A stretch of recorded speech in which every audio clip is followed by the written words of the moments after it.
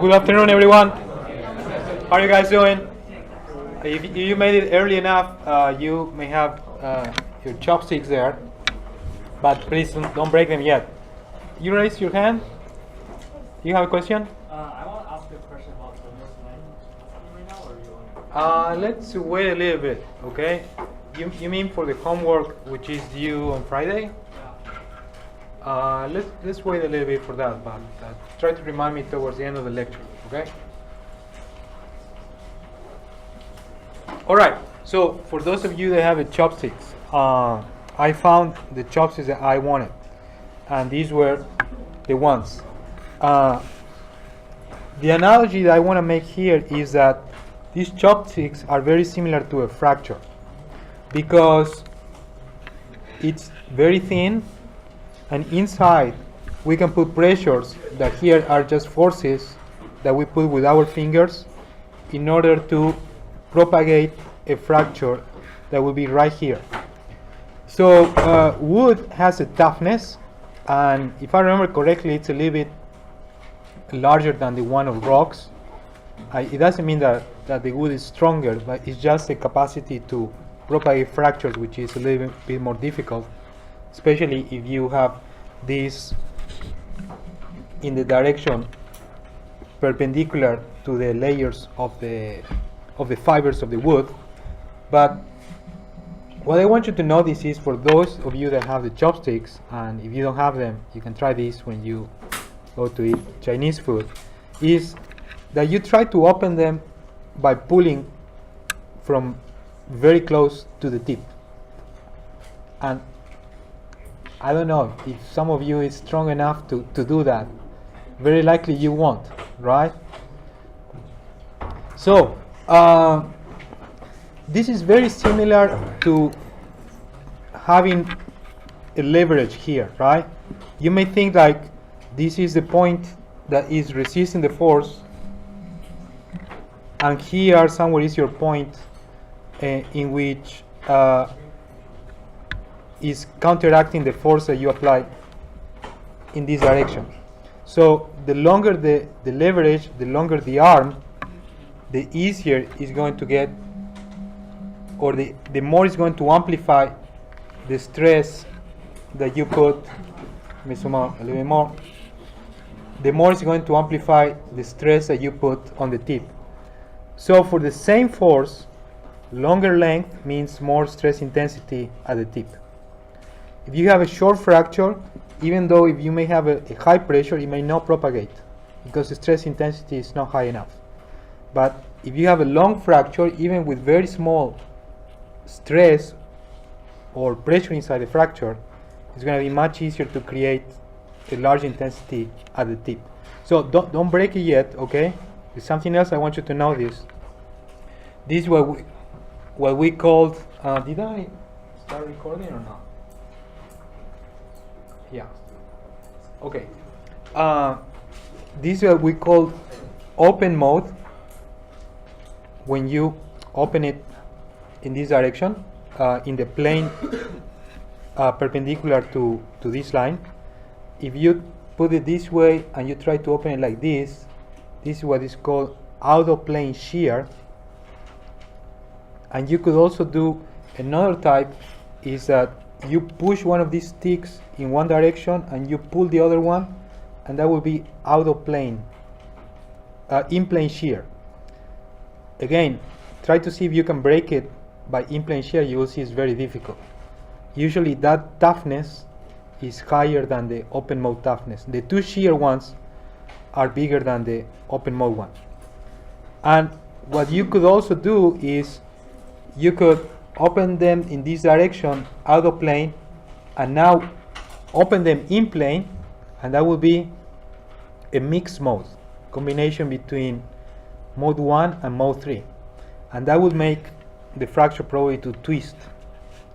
So now you can go ahead, you can try to apply always the same force starting from the close to the tip to see if you can break it, and then go a little bit more, and at some point you will see that you'll be able to break them.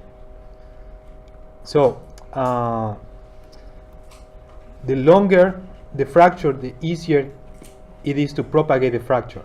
And we're going to see today that there's going to be a point at which it doesn't matter what is the toughness of the rock. If the fracture is long enough, the fracture is just going to open very easily, no matter how high the fracture toughness is. All right, okay, so I hope you liked that experiment, and if you couldn't try it today, please try to do it when you get some chopsticks next time. All right, so this is a reminder that you need to submit a maximum 2 pages report about this. Even if it's 1 page is fine. I just want you to put this equation, put these numbers, and calculate the 2 fracture toughness values for these 2 tests, which is the same rock, right? But because of heterogeneity of the rock, it might be a little bit different. This one was 115 pounds, right? That's what we said? I don't remember. Do you remember? Yeah. 114? Okay. So with that value, you can calculate the fracture toughness of that Indiana limestone. All right. So what do we do now? What we're going to do now is I told you that we will solve one example of, let me see if it is here.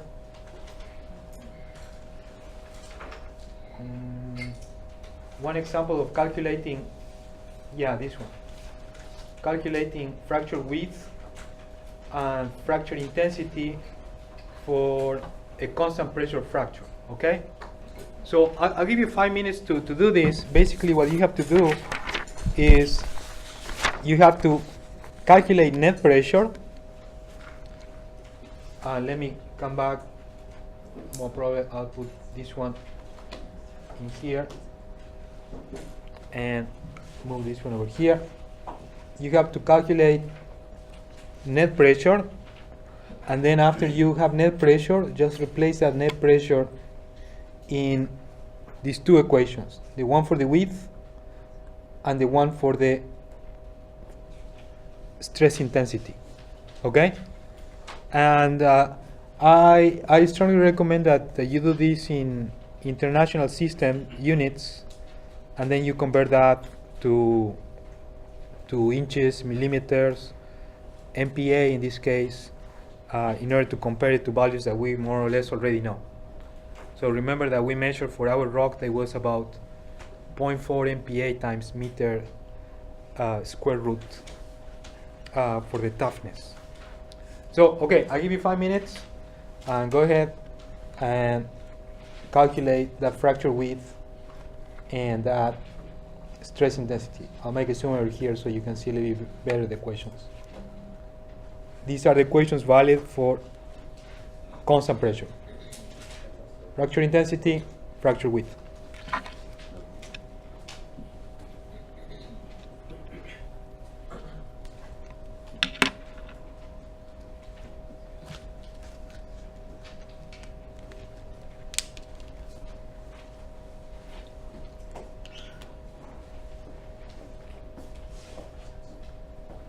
So everyone that gives me a solution, I'll give that person some extra points.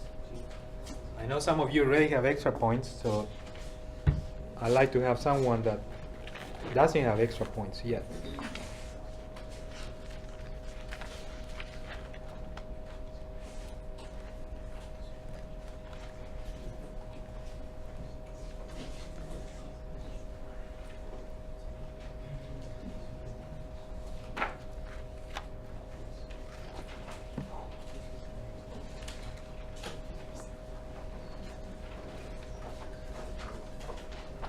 So the objective of this problem is for you to have an idea about what are typical values of fracture width and fracture intensity for typical fracture geometry and rock property values.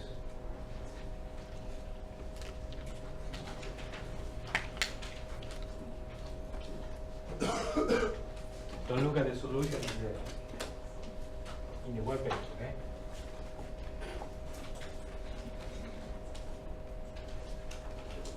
Let me know if you have any questions.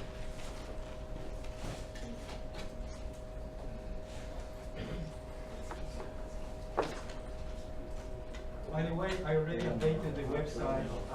It's up to date, up to multi-stage periodic fraction. I need to write that for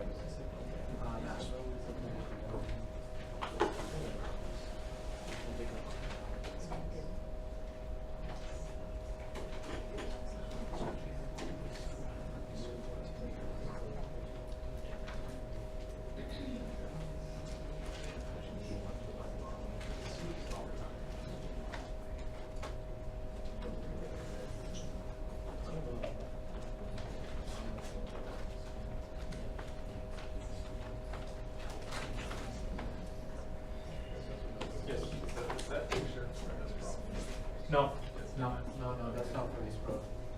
The picture for that problem is, let me,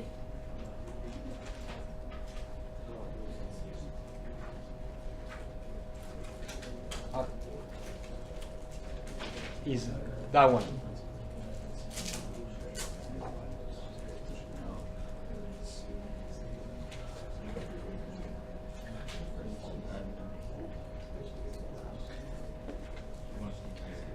We're going to see very soon also why we call here fracture half length C, and this problem I call it XF. There is a reason for that, okay? But those are the same thing in this problem.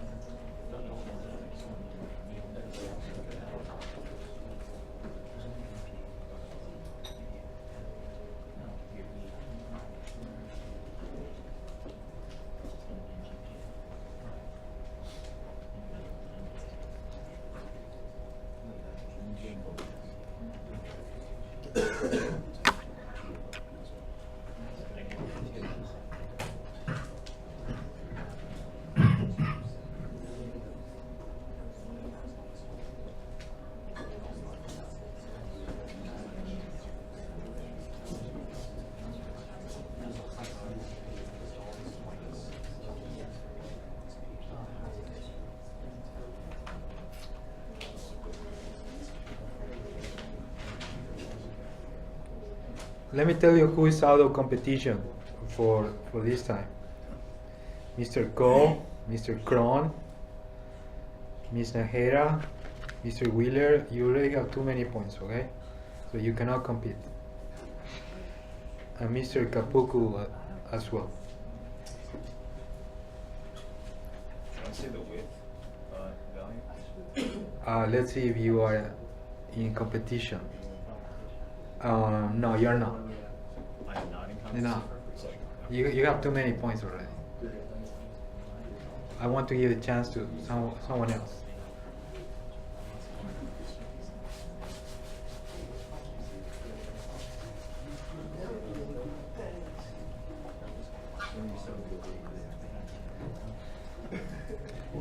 Okay, anyone?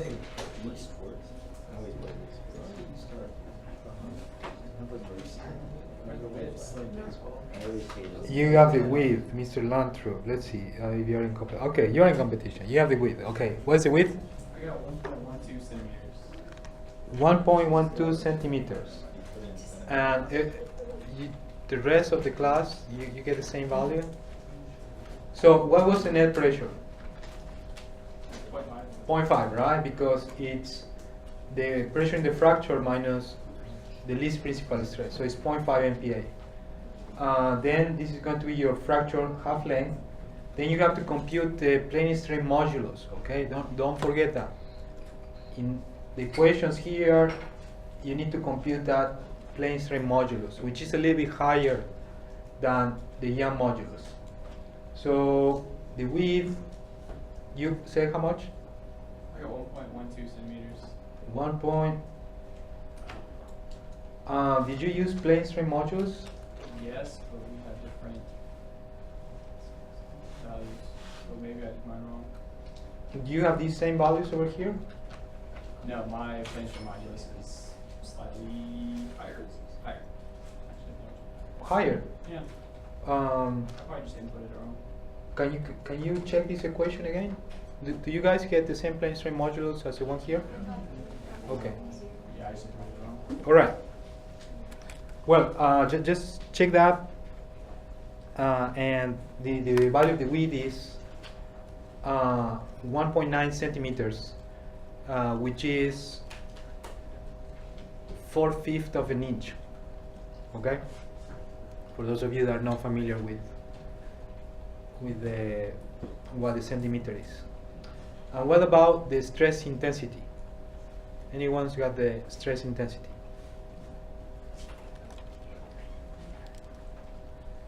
Those units are a little bit trickier, okay? So you just have to, I recommend again that you do everything in SI units and then you convert it to whatever you want.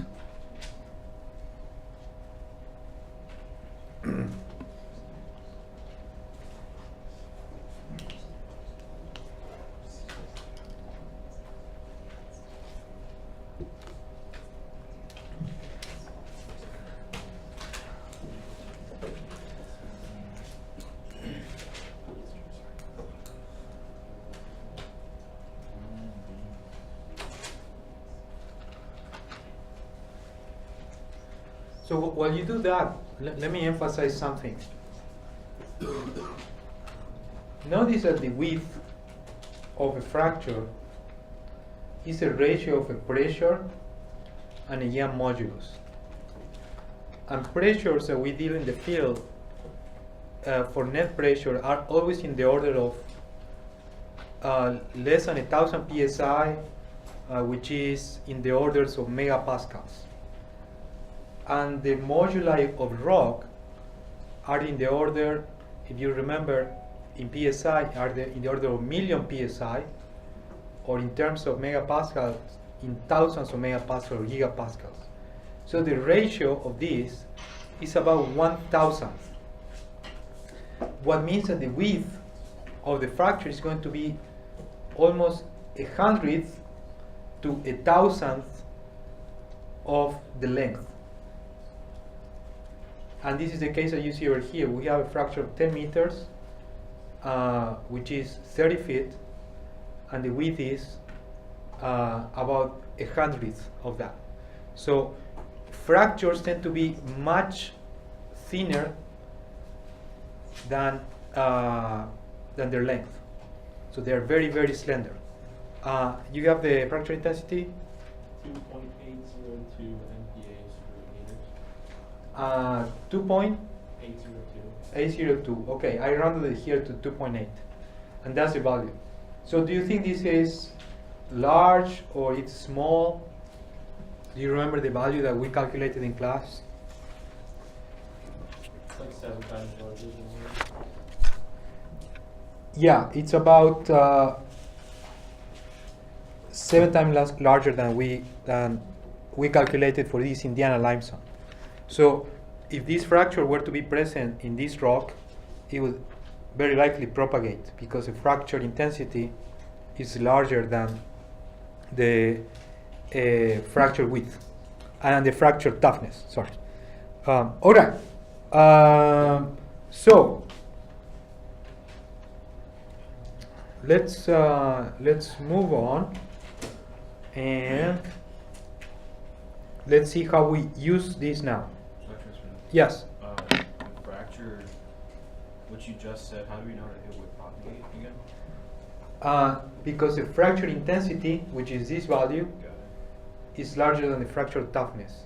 And where is that fracture? Oh well, we don't have it there, but I said if we had this Oh. fracture in the Indiana limestone that we tested Sure. the other day, then that would be the case. Okay. So I added one more thing over here that I didn't show the equations for that, but I just want you to keep in mind, and I think it's a good transition for what we're going to see next. Sometimes, just to make it easier, we show the equations for constant net pressure, which, if this is a fracture, the net pressure is going to be constant along the fracture, and this is the problem A.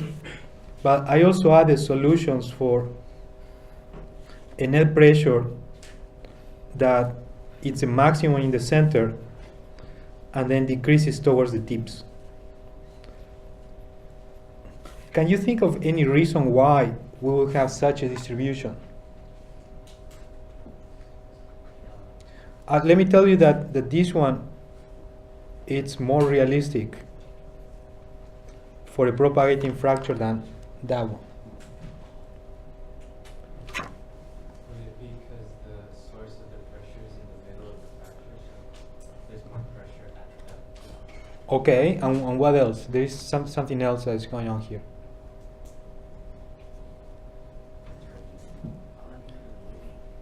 So remember that in order to flow fluids through a fracture, we need a gradient. So there has to be higher pressure in one side and lower pressure in the other side. So this fracture net pressure distribution is more realistic of having a gradient of pressure as it goes to the tips. And if you have that type of fracture of net pressure distribution, this is going to be your width. It's half of the one with constant net pressure, and your fracture intensity is also going to be lower. In this case, is a little bit less than half of that value. But for a propagating fracture, remember that your net pressure is not going to be constant along the fracture. All right. So then this take us now to the next problem, which are the models of fracture propagation. And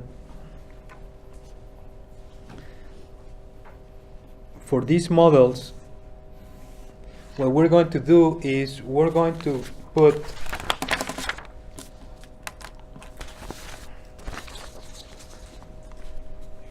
all of these processes together. So we're going to couple this equation to that equation to this equation. Notice that the width appears in these two equations. The pressure appears in these two equations too. The volume injected here, I, is going to be related to that flow rate because they are the same. And depending on leak off, these are going to be exactly the same or not. So these three equations are linked together. And this one is going to tell you whether the fracture propagates or not based on that fracture propagation criterion. So putting these three things together is going to allow us to find some equations that tell you what is fracture length as a function of time, what is net pressure as a function of time at the wellbore, and also what is fracture width as a function of time. And in order to couple these three equations together, there is something else that we have to do, and that something else is to assume a geometry for the problem. And there are three well-known solutions for solving these fracture geometry problems. The first one is what is called the Pkm problem. I understand that you have seen also this in production, so here we're going to see a little bit more of the basis for how to get to those equations. Okay, don't worry about the name. These are just initials of last names of the people that developed this model. In the Pkm model, we have a wellbore, and in that wellbore, out of that wellbore, we're going to have a planar fracture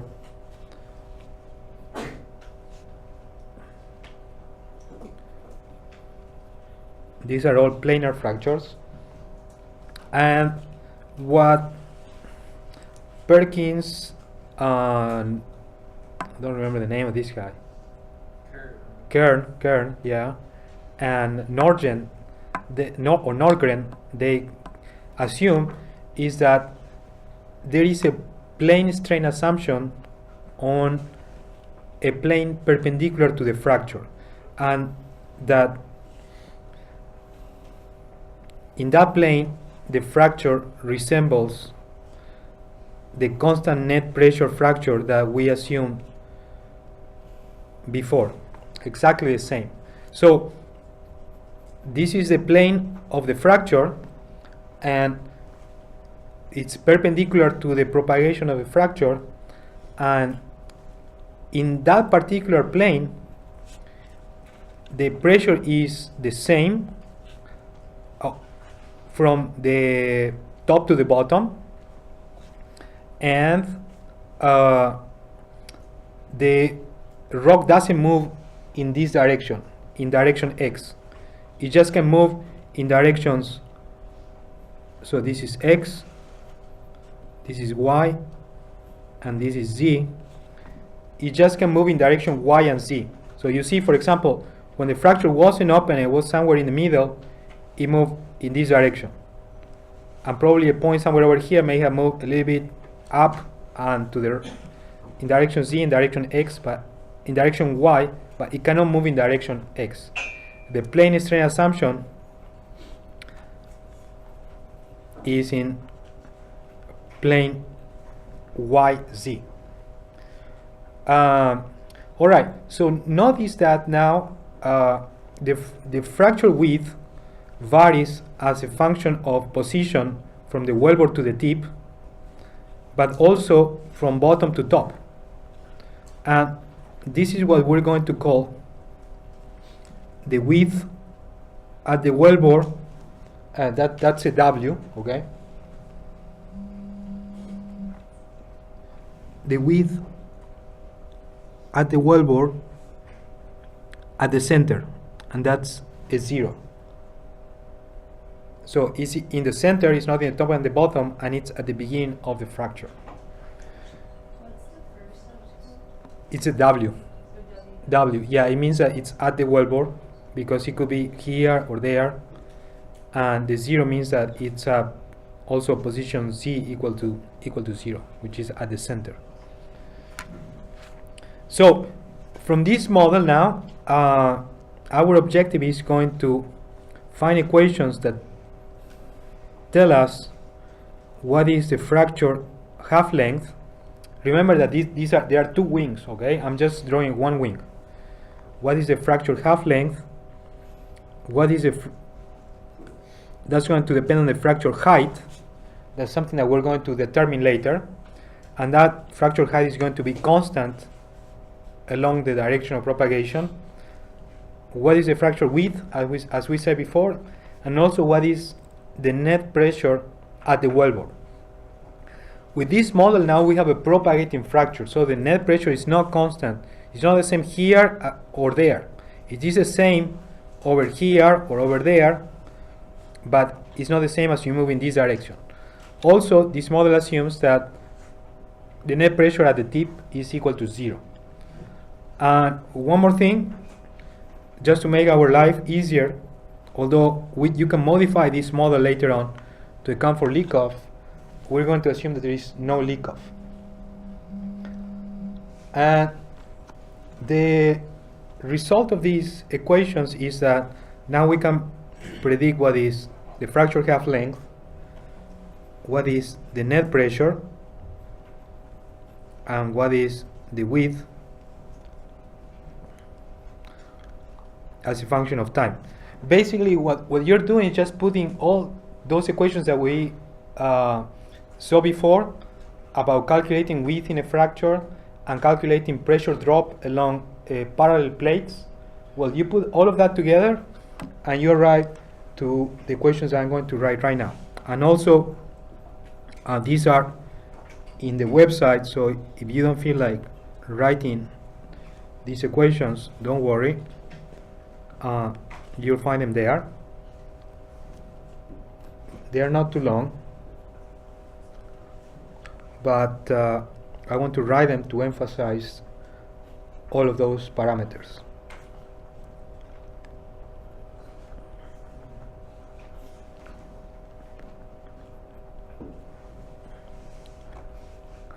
T45.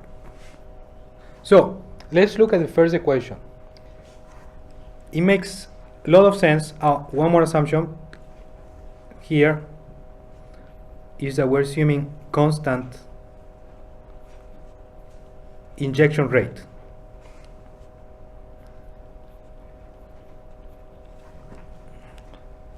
Which makes very simple the volume, because the volume of the fracture is going to be injection rate times time.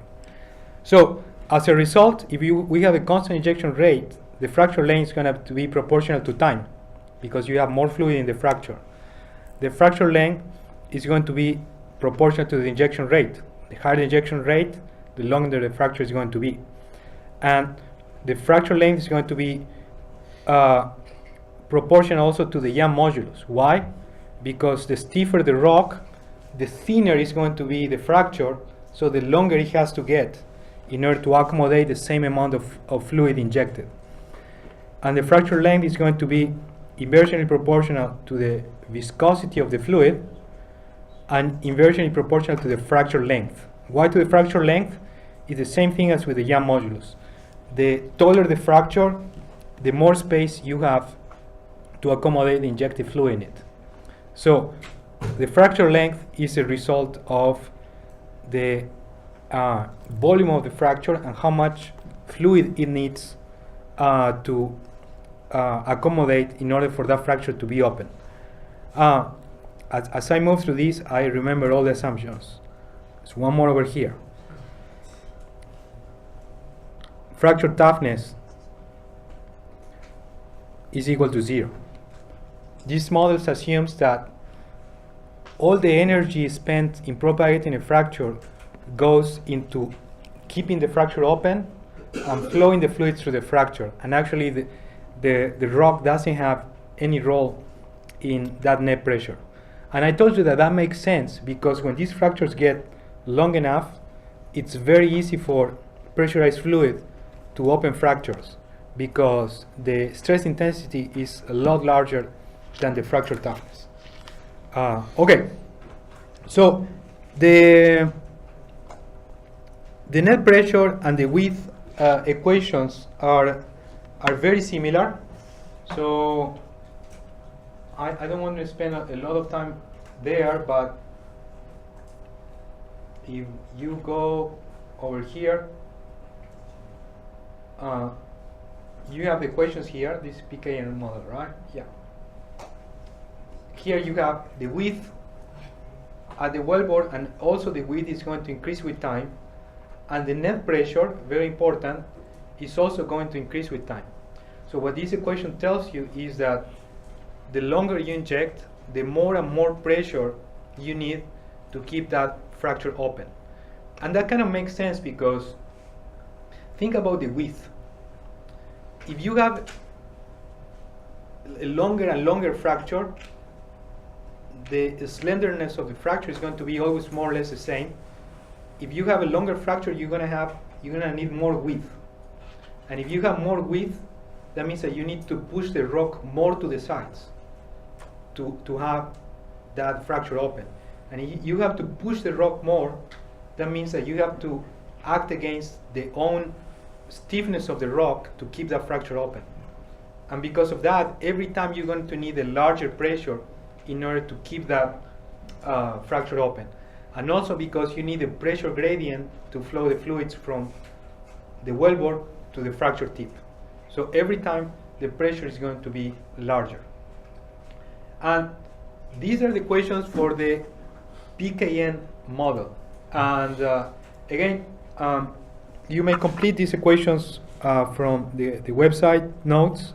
I'm not gonna write them again over here. But what I'm going to tell you now is that we have three types of geometries because it depends on the application, sometimes which one you use. The Pkm model is going to be good for long fractures when the fracture length is expected to be higher than the fracture height. And this is most time the case for completions.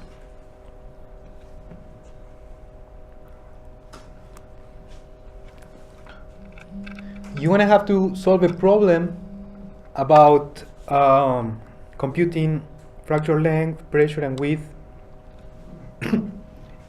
in the homework, and you have one example there in the website too. But remember that this one is going to be used for long fractures. And actually, this model was very popular for a long time until we got to use computers in order to simulate fractures. If we have time, we'll talk about that today, although I don't think so, but if not, we'll talk about that on Friday or Monday. So this is a Pkm model. Remember, all these models are analytical models, are for planar fractures, and they were developed more or less in the 70s to the 80s. So they're very old, but they are very useful to understand fracture propagation. Yes? Can you explain why the width is inversely proportional to this plane strain modulus? The width is inversely proportional to the plane strain modulus because the stiffer the rock, the harder it is for the fluid to push the solid and deform it. If you got a very deformable solid, the pressure will just push it and will deform very easily. But the stiffer it gets, the smaller the width is going to be. Make sense or no? It's like, you know, deforming a porous or deforming a solid. The softer it is, the easier it is to deform it. And this is the same. So in this case, this is the formation, this is the modulus. Okay, so I guess the P net is the pressure you have to apply. It's not. The P net is the pressure right here at the wellbore that you need to apply in order for that fracture to open and to propagate. And yes, Mr. Go. Is that why the fracture half length is proportional to the Young's modulus? Because Yes. the stiffer the rock, the harder it is for the width to increase. Correct. So for the same volume, to take the same volume, you need a longer fracture. Okay, so this is just one of the models. The second most popular model is called the Kgd model. And this one, if I remember correctly, stands for Kristianovic, Jersma, and I don't remember the other guy. But let me tell you what this model assumes. It's similar to the previous one. It's also going to assume a constant fracture height, but the plane of symmetry or the plane of a plane strain is going to be different. In this case, it's going to assume a more or less rectangular shape of the fracture at the wellbore, and it assumes that the fracture shape is the same from top to bottom.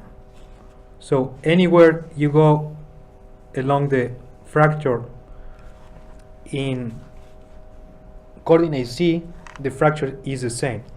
And the plane of symmetry is a plane which is horizontally, we have a vertical wellbore. So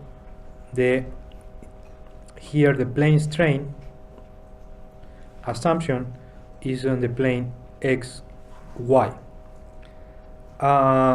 Similar to the previous model, we also have here our objective is to predict the fracture half length, to predict what is the width.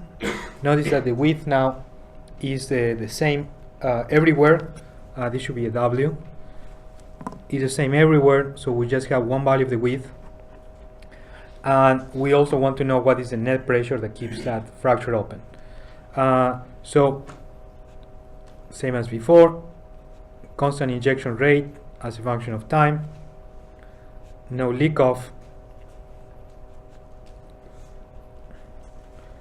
and also Kgd equal to 0. You assume this geometry, and you can also come up with equations of fracture half length, of net pressure, and of fracture width. But there is a difference in this model compared to the previous one. And the difference is that this particular model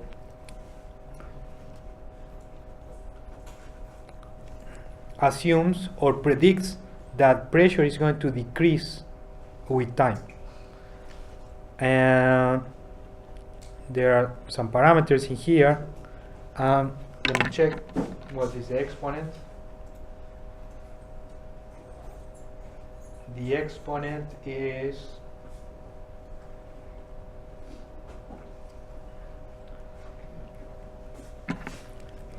negative 1/3. This particular model assumes that the net pressure is going to decrease with time. And actually, this is not seen in the field for long fractures, but sometimes it's observed. If you remember from leak-off test, from relatively short test, we sometimes do see that net pressure might decrease at the beginning, right after the fracture starts to propagate. So this model is going to be used for short fractures. And what is short? Something short means that the fracture half length is smaller than the fracture height. And the applications for this type of model are going to be, for example, analysis of leak-off tests, and also is going to be good for frac pack completions. Anyone knows what is a frac pack completion? No? It's basically a short fracture which is done in unconsolidated sediments in order to avoid sand production. So in order to avoid sand production, you can make a short fracture and fill it with a competent material that you know is not going to break, and that facilitates drainage and avoids sand production with time. And usually those are relatively short. All right. So again, you can find the equations in the website, and I like that you remember what are the things that are similar with the Pkm and the Kgd model, what are the assumptions, and also in what things they are different. Yes? Does fracture toughness equals 0 mean the material isn't resisting fracture? What does it mean? That means that we didn't put into the equations the contribution of pressure into overcoming the fracture toughness. So with these models, we assume that the fracture has a very small or a negligible toughness, So we factor that in. which is sometimes not true, okay? So we're going to get to that, but this is what these models assume. Yes, Mr. Kron. Mr. William. What is P net at the end of XF for Kgd model? Just like for Pkm. Here, you mean? For both of them, the P net at the tip is equal to 0. So good point. we can have one more assumption here. P net at the tip is equal to 0.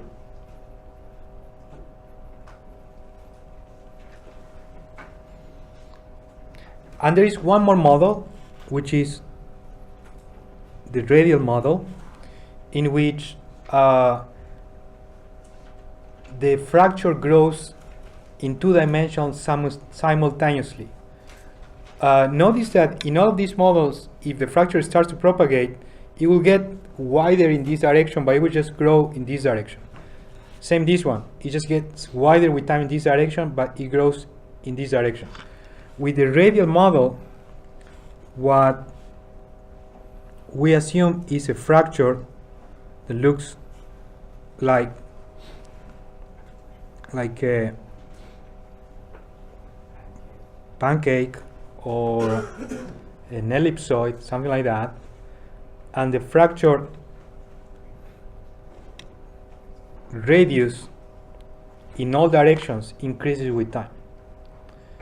If we assume this geometry again, you can compute the fracture length, or in this case, you may call it also the radius of the fracture, the net pressure, and the width here at the wellbore. You can do all of those and you will find those equations. But the important thing here is that all of these models are developed on an assumption of all of these things, and a very important one is that you know what is the fracture height and that the fracture height remains constant. So you will see in the homework that these problems are very easy. You just need to plug all of these numbers in here, like injection rate, Young modulus, viscosity, fracture height, and you'll get right away fracture length, net pressure, and width. And for the homework, I'm asking you to put a spreadsheet together and to plot fracture length, net pressure, and width as a function of time. You will see it's not difficult at all. But now you may wonder, how do we determine injection rate? That's something that actually we manage, right? You set the injection rate to whatever you want. It might be design value some case, but we control that. What about Young modulus? How do you determine Young modulus? Just run some tests, measure the Young modulus, Poisson ratio, and that's it. Viscosity of the fluid, that's something that you know? Yeah, right?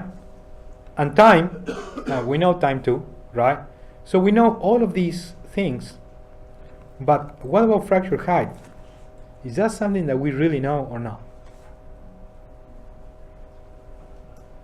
No, right? A priori, we don't know what is fracture height.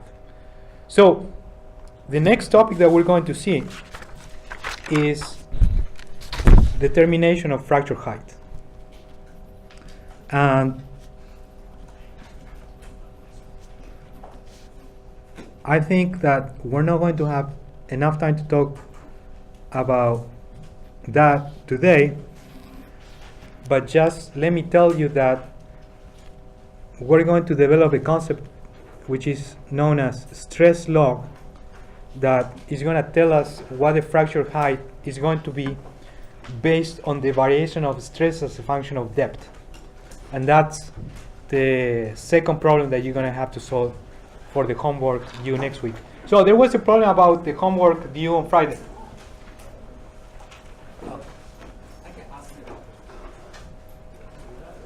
Yeah, you can do that. All right? Okay, guys, I'll see you on Friday. Yeah.